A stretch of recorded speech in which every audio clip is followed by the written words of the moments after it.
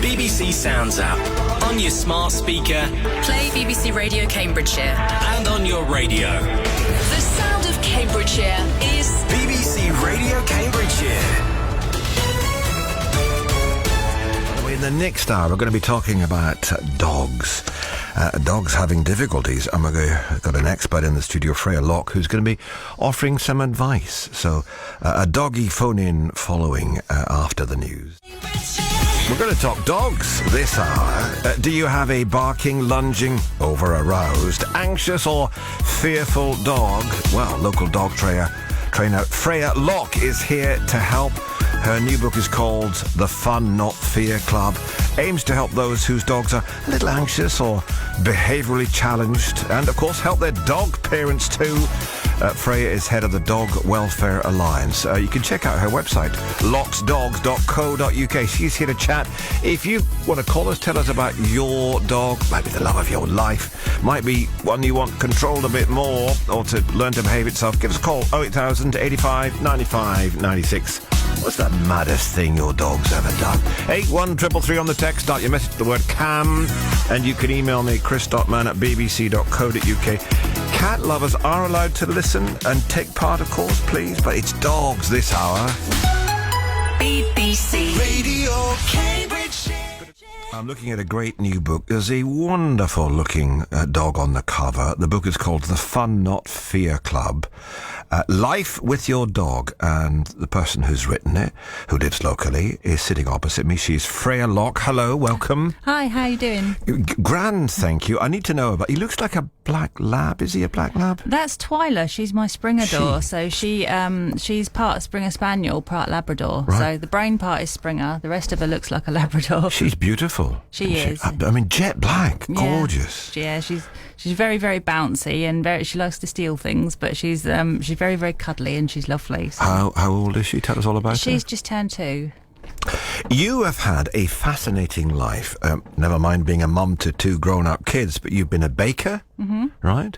Grew up in Newmarket, been a baker. What was that like? Where we worked at the bakery, we actually used to make like gingerbread biscuits and shortbread biscuits. I'm in. And my job was to do the icing on them. Oh, nice. So they all used to come through all these lovely warm biscuits, and our job was to decorate them all and send them all off in batches to the supermarkets and things like that. But we used to be able to eat all the biscuits as they were coming through. So all the broken bits used to be in a big line in the middle of the table, and all of us were the size of houses. I was going to say, that's not one for the diet. You used to do stained glass windows? Yeah, many years ago, when I was in my teens, I used to work for a big company that that when you get the beveled fronts on the doors and things like that. It's a very 1930s thing, wasn't it? Yeah, a lot of the houses then. Yeah, so beautiful. there used to be a gang of us who used to make those. And you've done crochet and crafts and things like that online. You've been very busy. Yeah, no, after I had my children, I wanted to do something other than just sitting around twiddling my thumbs, so I started crafting and making things and selling things online, and that was my first own business. So grew up locally in Exning, live in Newmarket, and now your business is all about dogs. Yeah. And dogs who are a little anxious is your speciality, right? Yeah, I kind of fell into that actually, because we'd always had dogs in our family. We've always been dog lovers. There's never really been a time we haven't had dogs, and up until I had my dog Moo, who was a Tibetan Terrier. Moo? Yeah, his real name was Marvin, but everybody just called him Moo because he used to make this little noise that sounded like a cow mooing, so we just used to call him Moo, and that was his name in the end. But when he came to me as an 8-week-old puppy, I thought I knew everything. Like all the dogs that we'd all had up till that point had always been pretty good. They had never had any problems or anything like that. And when Moo came to me, he had first of all, he had problems with eating. He was very, very, very fussy. Even as a tiny little puppy, he wouldn't eat very much and things. And he started to get bald patches. He started to chew bald patches in his legs.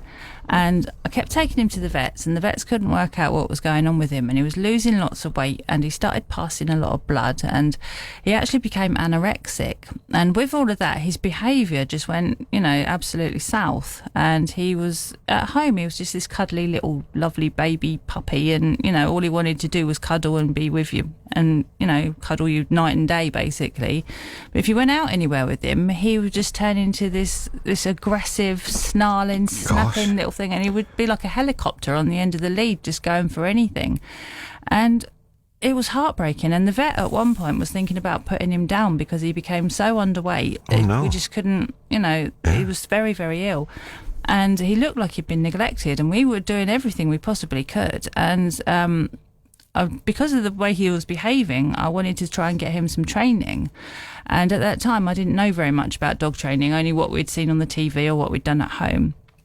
And so I'd rung up the local dog training classes, and naturally they didn't want aggressive puppies in the class. No, of course not, yeah. So I didn't really know what to do. So I ended up going online, trying to sort out things by going to, instead of going to the dog training schools in the local area, I kind of went one above them and went to the people that teach the dog trainers. And they were like people that are, say, like the International School for Canine Psychology and places like that. Didn't know there was such a thing. That's fascinating. Yeah, so trainers have to learn how to train somewhere. So I ended up speaking to quite a lot of the people there and getting involved with them. And they started teaching me about things like canine nutrition, about dog behaviour, that kind of thing.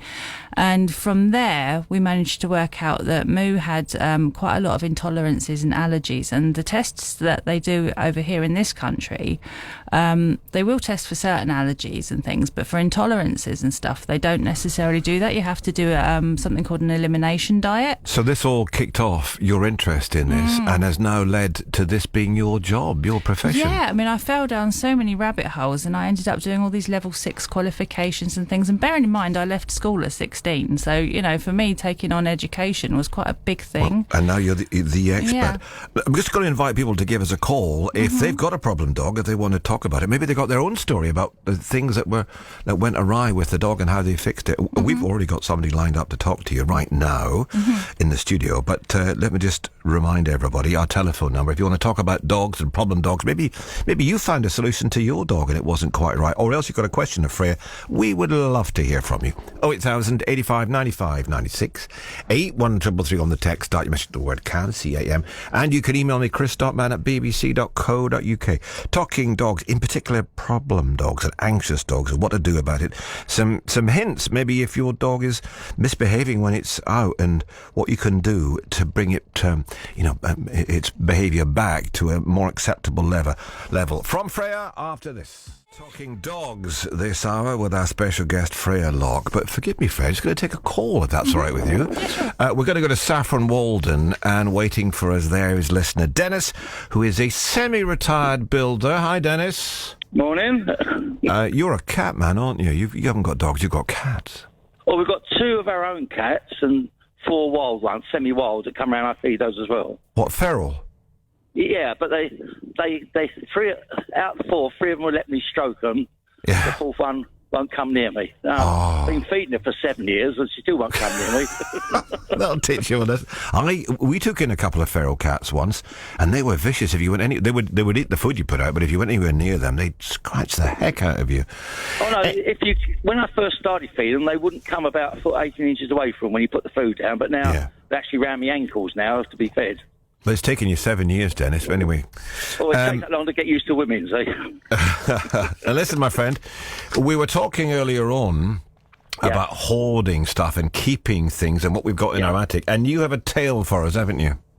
Yes, I've been around Cambridge for about 25 years, and I used to go to the car boot sales on Saturday or Sunday, and there was this car boot sale at a school on a Saturday, but inside, we sat out on the playground, but inside the school was a craft market.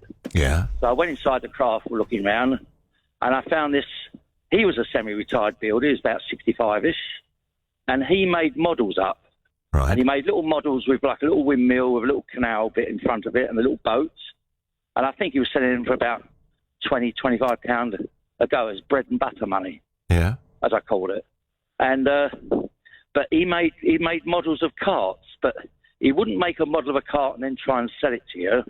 Every time he made some carts with barrels in for the brewery to put in their showcase. So that's good. Now he made every time he made a cart, he took some photographs of it front and back and put it in his album, and he showed me his album. Right. When I went there, and they had a nice gypsy caravan there to 1/8 scale. Okay. It was about about 14, 15 inches long, Quite big. 9 inches high, 8 inches wide, with a little curved roof and a chimney. But when you lifted off the roof, there was all the bunk beds and furniture inside. Wow. They Intricate. made all this. Yeah. But that was about, I think it's about £350 for those. Did you buy it? Oh, yeah. I bought one, and then I had another canvas bow-top gypsy caravan off him. Oh. Then he made me about another 12 different carts. Get away. Because, you know, in the films, you used to have the governor's carts going to the church on a Sunday morning. All right. A little black two-wheel job with one horse, take them to the church. Well, he made me a black wheel one, a black painted governor's cart. Then he made me two others. One had milk churns in the back, so that was the milk cart. And the third one was a cabinet on the back with little doors, and that was the baker's cart. Sounds fascinating. Where do you keep them, Dennis? Well, I've got some Welsh dressers now, so they all go in the glass cabinets there. God, you must have They a were palace. fine. A palace in Saffron Walden, all this stuff in there. And the, you know, in Chitty Chitty Bang Bang, part of the film, they tricked some guy to go into this removals truck with pulled by horses. Okay. So I got him to make me one of those. All right. And on Sherlock Holmes, the governor, the handsome cab where the driver sat outside on the top Yep. and steered the one horse, he made me one of those, and he got me a china gilding to go with it, the same scale. So it So all sounds like... these I showed to my grandchildren when they come over to show Nice. what people used to travel in years ago. Yeah, yeah. Sounds like you've cornered the market in those, Dennis. Dennis in Saffron Walden there with his carts and gypsy caravans, all to scale. Brilliant stuff. Thank you for the call, Dennis. Appreciate it. BBC Radio Cambridgeshire. We got our special guest in the studio, Freya. Her book is Fun Not Fear, which is a sort of club, isn't it, that you yeah. started up to help with dogs. Annie is with us, who's a dog lover par excellence, and a bit of cats as well. You got cats too? I do have a cat, yes. You have an issue with the dog, one of your dogs. I do, yes. My border collie, Patsy, she's going to be 2 next month, and she's very anxious when she sees other dogs. She barks, she growls, and it takes forever to calm her down again. And we've tried lots of different things, but nothing seems to work for her. What would you recommend? So, first of all, I mean, obviously with any behaviour problem, you should always see a behaviourist. It should be a reward-based behaviourist, not somebody who's going to use aversive methods or punish your dog in any way. I would suggest for most, I mean, anxiety and fears around other dogs is actually quite a common problem. Is that a territory thing? What's it to do with the pecking order sort of thing? No, I mean, quite often it's just that dog might have possibly had another experience with another dog they weren't very happy about. Okay. They might not have necessarily been socialised around other dogs, or sometimes they've been over-socialised around other dogs, and they've been, other dogs have been a bit too bouncy or a bit, lots of different things can happen to a dog that we don't necessarily always see and hear everything that they do because, obviously they're their own little people. And what can happen is they get a bit worried about the other dog, and when they're barking and growling, they look like they want to go and fight the other dog, but what they're actually trying to do is they're trying to make the other dog go away. Okay, so a lot of the time they'll display a lot of body language before they see another dog. So they might stop, they might pause, their ears might prick up, they might lean forward slightly. You might see the whites of their eyes start to appear. And these are all little signs that the dog's giving to show they're a bit uncomfortable. And if they don't work, then you might get the growling, and then you get possibly, the lunging and the barking and everything else. And all these are, it's almost, we call it the ladder of communication, because it starts with very, very slow, like very tiny little minute things, like they might turn their head and look away, things like that, and it builds all the way up like the rungs to they get to the point where they're barking and they're on the end of the lead growling. And is it sending the message to the other dog? Yes, it's sending a message to anybody who listen, basically. So when they're growling and barking and going at the other dog, it simply means that they're trying to get that other dog to go away. Okay, so if you imagine dogs through the thousands of years evolved to, they're actually quite a social species. They wouldn't survive very long if all they ever did was fight and run away from each other. So they actually have quite effective communication methods between themselves. And often, even when they look like they're having a fight, they're quite often air snapping and things, and not there's often quite a lot of noise. But what we don't want to do is we don't want to keep putting our dogs in that situation, because all we're doing is we're reinforcing to them that the other dogs are someone that's not taking any notice of them, that they've got to growl and bark and bite and do whatever to get rid of. So when our dogs are in that situation, when they're growling, barking and all that, it just means they're too close. So all you need to do is you need to create distance as much as you can. So if you're out on a walk, for example, go round the other dog rather than walking straight towards them. You know, because dogs walking head to head in front of each other, that can actually be quite aggressive to a dog. We don't think anything of it, but dogs do.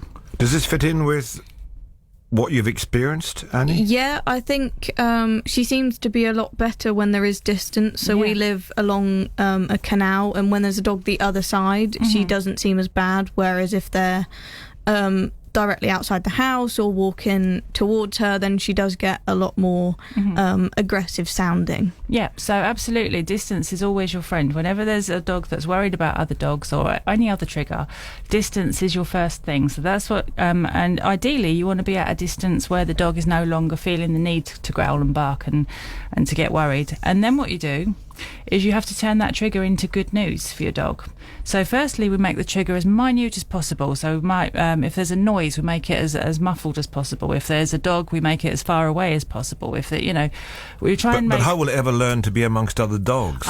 See, this is the trick. You see, you make the trigger as small as possible, so as far away, as quiet, and as minute as you can. And then every time the dog or your dog sees that other trigger, you want to reward them with their most favourite thing in the world. And it doesn't matter if your dog barks or, if they bark, it just means you're too close. You always reward for the trigger. So if the trigger appears, chicken happens. If the trigger appears, their favourite toy appears. Whatever their most favourite thing in the world is, if every time that trigger appears, then that reward appears. After a while, if the trigger is far enough away the dog's not bothered by it, it sees that and then associates it with something good happening. And in that way, you start to change how the dog feels about that trigger. And then you can possibly get a little bit closer if you need to, or you might have two triggers, or, you start to increase the intensity of the trigger a little bit, and then go back basically to rewarding the dog each time they see it. Okay, fill your pocket with treats, Annie. I mean, I do that anyway. You want to make sure it's the best stuff, though. You want the cheese and the chicken, and and like not just a bit of kibble. You want the best stuff. Yeah, she does love chicken. Has that helped? It has indeed, yeah. Good. We've got a couple more issues on the way, a couple of callers, messages on the way, but just gone 11:30, BBC Radio Cambridge. Right now, we're in the middle of a phone-in. Freya Locke is with me. Her new book is called The Fun Not Fear Club, Life with Your Dog. It's all about helping dogs get over some behavioural issues. You ready for another caller? Yeah, absolutely. Okay, 08000 85 95 96 is the telephone number. And our next caller is actually walking right now near the river in St Ives, and she's Elizabeth. Hello, Elizabeth. Hi there.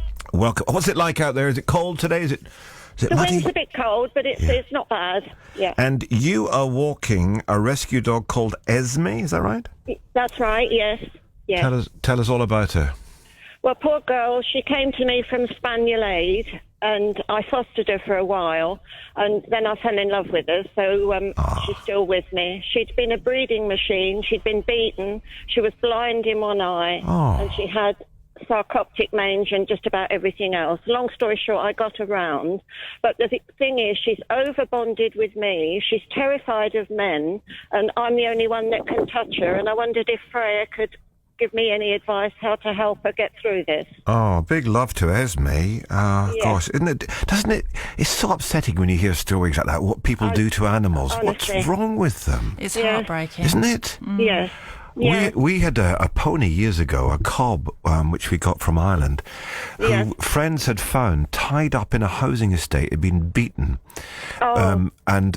When I first went in the stable with her, when we got her over, she went mad because of the male voice, and eventually after time Of came course. all right. But you just think, what's wrong with people that they do stuff like that? Honestly. Yeah. What's your thoughts on this one, Freya? So, first of all, thank you so much for rescuing this poor girl. She must have been through absolute hell, and it sounds like she's really landed on her paws with you. She must feel like she's gone to heaven. It must be wonderful for her. So thank you from the bottom of my heart and from the bottom of her heart as well. Thank you. So I'm guessing where she was before, there might have been quite a lot of men around, and we can't always tell. I mean, it's hard not to make assumptions, isn't it? But I'm thinking, I mean, a lot of dogs naturally are a little bit worried by men anyway, and that's because sometimes they have a bit more testosterone than us, sometimes they're a little bit bigger than us, their voices are a little bit more booming, so it doesn't necessarily mean that it's connected, but we do, obviously we do make these assumptions. So what I would be thinking of doing is I would be teaching her to see men from a distance she's comfortable with. So it might be a case of sitting on church benches and things like that and just letting her see people go past. Rather than actually making it about looking at them, have her doing things while men are in the background, So it might be a case of you get her sniffing out treats or looking for toys and things around these benches, for example. And men are just coming and going in the background and nothing bad is happening. Okay? Another thing, I mean, have you got any men that you particularly want her to warm to? Yes, my son, because if I'm taken poorly or anything, he's got to take her on, but he can't get anywhere near her. So what I would suggest for him is something called the treat and retreat game. Okay, so there's a couple of different ways of playing this, but the way I think would probably be best is to go somewhere like a garden or a park or somewhere where there's plenty of space around them. And what I want him doing is have her absolute favourite thing, like cheese or chicken or whatever's her absolute favourite thing to hand. And I want him to take small pieces of it and just bowl them behind her. So a lot of people will give treats to dogs from their hand and think that that's the best way to, to make friends with them. But the trouble is, what happens is our dogs, they get they have a choice then of going near something they're frightened of or losing their treat. So it's kind of a bit of a lose-lose situation, whereas if we actually have the man throw things behind her, she can come away from him, she can get that treat, and she can choose how much closer she wants to get to him. She still knows that treat's come from him, but she's not putting on, there's no pressure for her to go near him to get close to him in order to get that reward. And if this will take lots and lots and lots of repetitions, and if she's very frightened, you might need to do it from a very long distance to start with. Also, I mean, like I say, have him doing things in the background while you're doing stuff with her at a distance, so that she gets an experience of him being around, but it not, Does it scary. help? Does it help for? Sorry, Elizabeth, on you go. What were you going to say? Yeah. I don't know, I've forgotten now. Never mind, carry on. Sorry.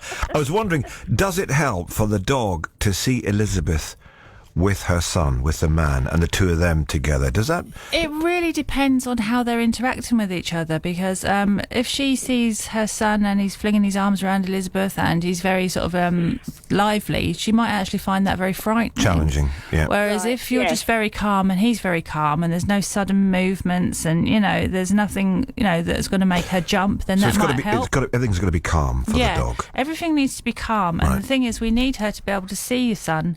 Nothing bad happens. Possibly something good, like a treat gets rolled behind her, happens. Yes. And at the end of it, she's okay. And the more of those experiences you can get in the bank with her, the more she's going to warm to your son. Okay? Good. Yes, great. What's she doing right now, Elizabeth? You're on this walk at Sydney. That's what she's doing. She's sitting on the floor, on the ground beside me, looking up and saying, when are we going to get on?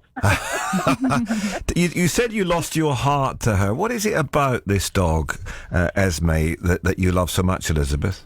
Oh, dear.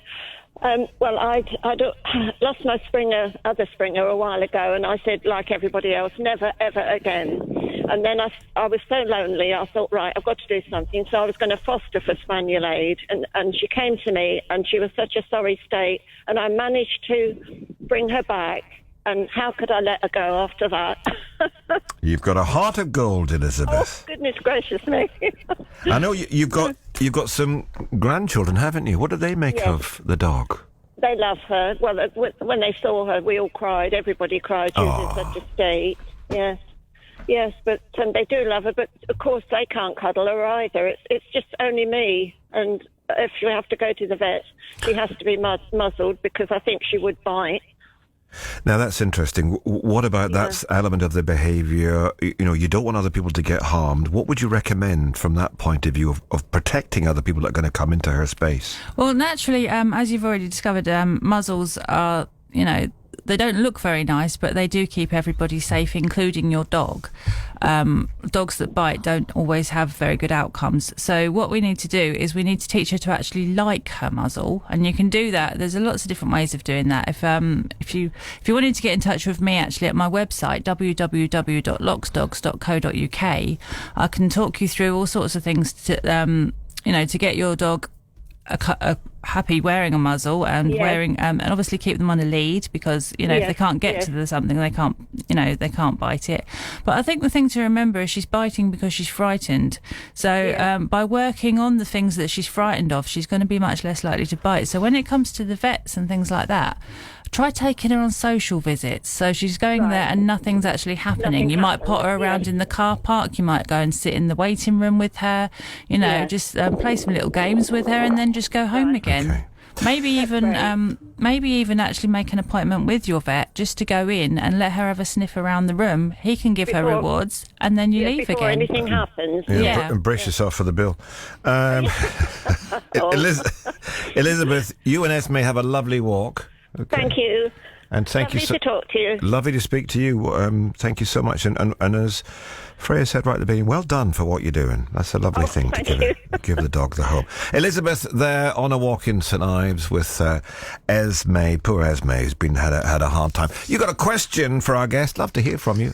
Need to be quick though. 08000 85 95 96 is the telephone number. 81333 on the text. Start your message with the word cam. You can email chris.mann@bbc.co.uk. Another question coming our way after this. Freya Locke is with me. Her new book is called The Fun Not Fear Club. First book? Yes, it's the first one I've written, yes. Yeah, love the cover picture, as we said earlier on. Beautiful dog on that.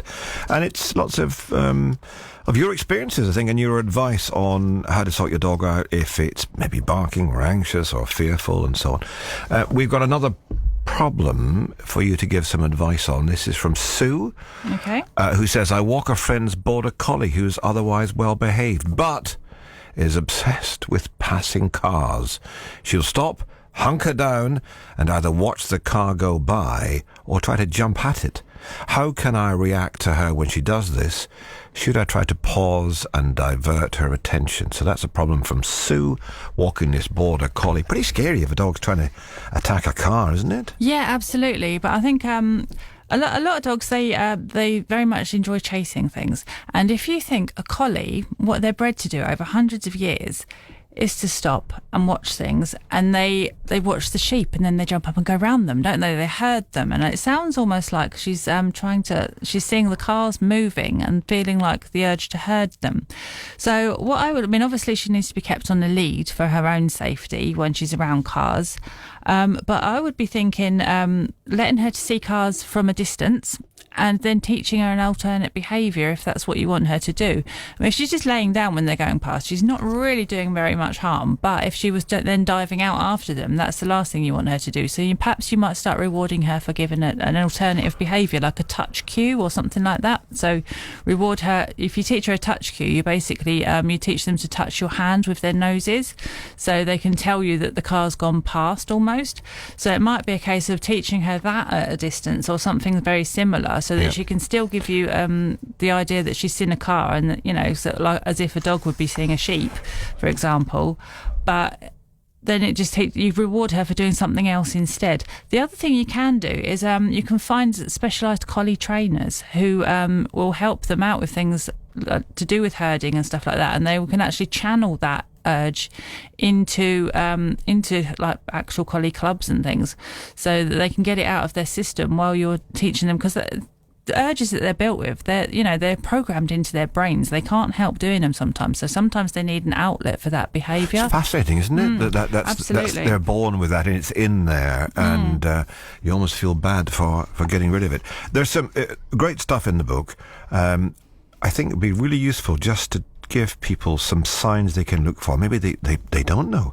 What do you look for in a dog? How do you know that your dog is unhappy or scared? What physical things can you see in the dog? So again, we talk about something called the ladder of communication, and with dogs, their initial communications, when they're feeling a little bit out of sorts, are very, very subtle, and it might be as simple as their ears slightly flatten, or maybe they make themselves a little bit smaller, they shrink backwards perhaps, or they turn their head away from whatever it is that's bothering them. Sometimes they flick their tongue over their nose.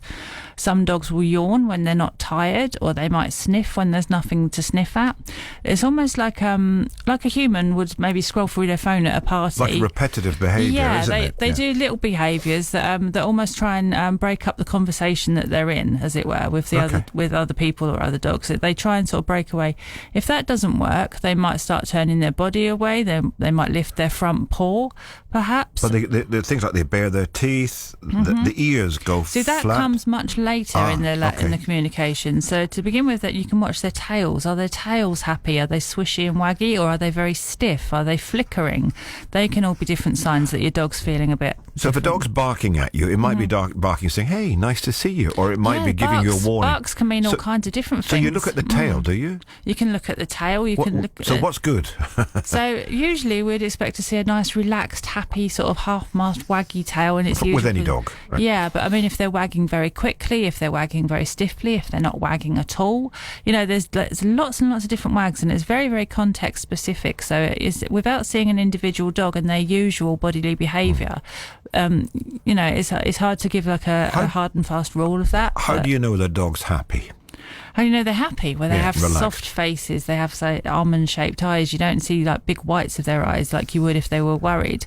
They become very wiggly quite often. A lot of dogs, they're very loose. You feel happy when they're happy. Some of them even smile. And when I say smile, there's a very different. Some of them baring their teeth, and children actually recognise them growling sometimes in pictures as smiling, which is quite scary when you think about it. No, my old boy was a golden retriever. Is gone now, lived to 15. They have lovely smiles. And he would smile and it's like, wow, he's smiling at us. Quite extraordinary. Yeah. A key thing for dogs, much like humans, is if they don't get enough sleep, yes, they can absolutely. be grumpy. And they sleep a lot, right? But they need it. So the way I always tell this to my clients, there's this guy, Gregory Burns, an amazing scientist from Emory University in America.